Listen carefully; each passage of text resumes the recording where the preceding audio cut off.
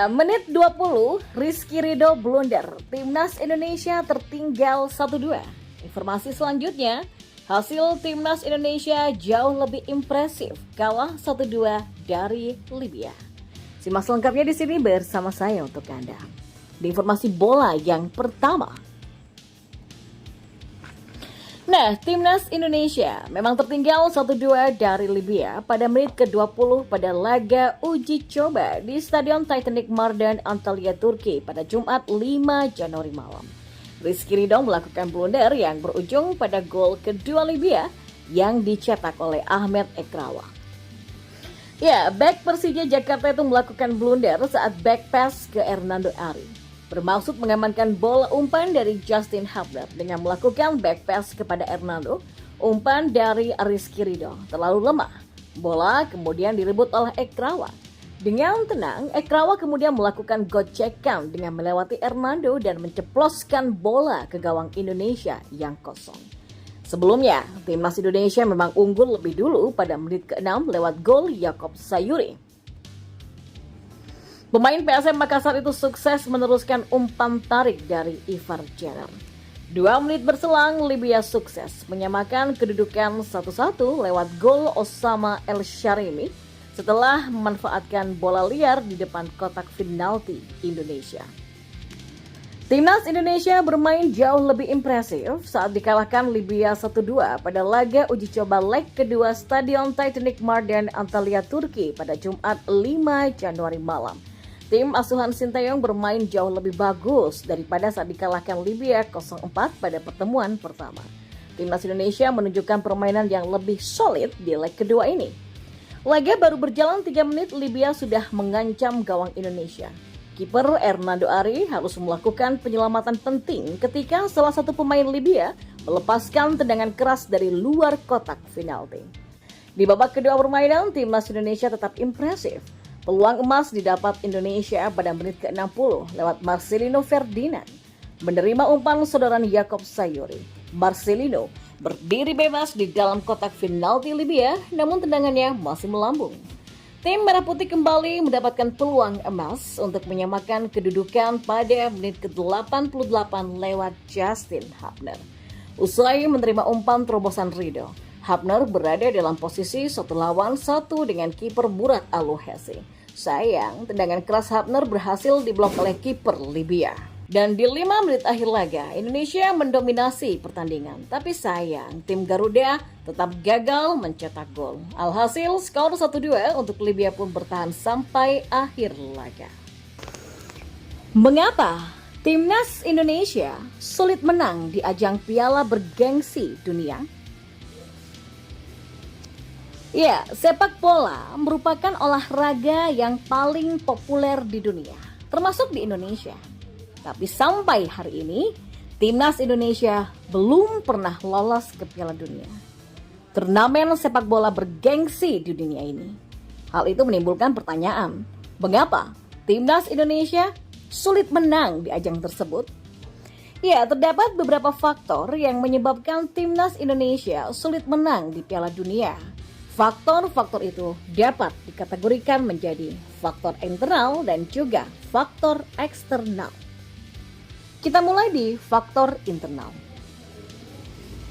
Salah satu faktor internal yang paling utama adalah kualitas para pemain.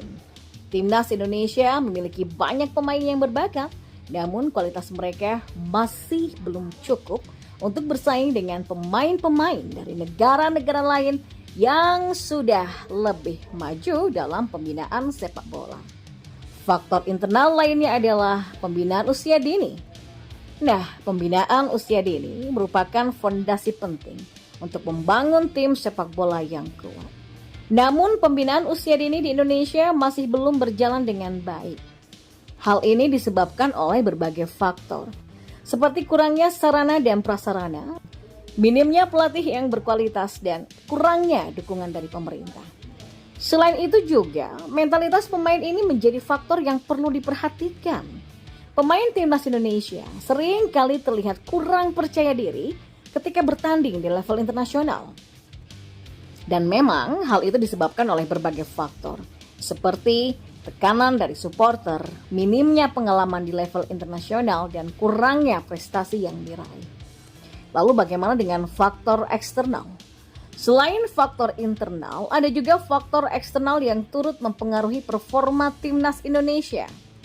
Salah satu faktor eksternal tersebut adalah kompetisi di Asia. Asia merupakan salah satu benua terkuat di dunia dalam hal sepak bola. Negara-negara di Asia seperti Jepang, Korea Selatan, Tiongkok, dan Iran, mereka memiliki kualitas tim yang sangat baik. Hal ini pun membuat timnas Indonesia memiliki persaingan yang ketat untuk lolos ke Piala Dunia. Faktor eksternal lainnya adalah sistem kualifikasi Piala Dunia. Nah, sistem kualifikasi Piala Dunia juga sangat ketat dan kompetitif. Timnas Indonesia sendiri harus bersaing dengan negara-negara lain dari berbagai benua untuk mendapatkan tiket ke Piala Dunia. Hal inilah yang membuat peluang timnas Indonesia untuk lolos ke Piala Dunia semakin kecil. Lalu bagaimana dengan peluang timnas Indonesia menang di Piala Dunia? Nah, meskipun memiliki banyak tantangan, sejatinya timnas Indonesia tetap memiliki peluang untuk menang di Piala Dunia. Hal ini dapat dicapai dengan mengatasi berbagai faktor-faktor yang menjadi penyebab timnas Indonesia sulit menang di Piala Dunia. Salah satu cara untuk meningkatkan kualitas pemain adalah dengan meningkatkan pembinaan usia dini.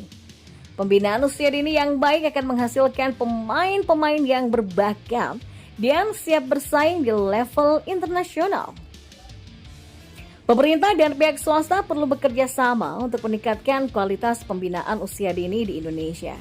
Selain itu, mentalitas pemain juga perlu ditingkatkan. Pemain timnas Indonesia perlu belajar untuk lebih percaya diri dan berani untuk tampil maksimal di level internasional. Hal ini dapat dilakukan lewat berbagai pelatihan dan motivasi dari pelatih dan manajemen tim. Yang terakhir, timnas Indonesia memang perlu bekerja keras untuk meningkatkan prestasi di level Asia. Prestasi yang baik di level Asia akan memberikan kepercayaan diri kepada pemain dan membuat timnas Indonesia lebih berpeluang untuk lolos ke Piala Dunia. Kesimpulannya, timnas Indonesia punya peluang untuk menang di Piala Dunia. Tapi hal ini membutuhkan usaha dan kerja keras ekstra dari semua pihak yang terlibat.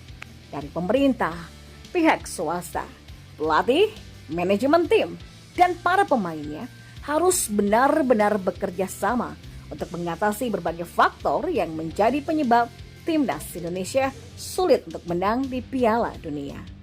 Jika timnas Indonesia dapat mengatasi berbagai faktor tersebut, maka peluang untuk lolos ke Piala Dunia dan meraih prestasi di level internasional akan semakin besar.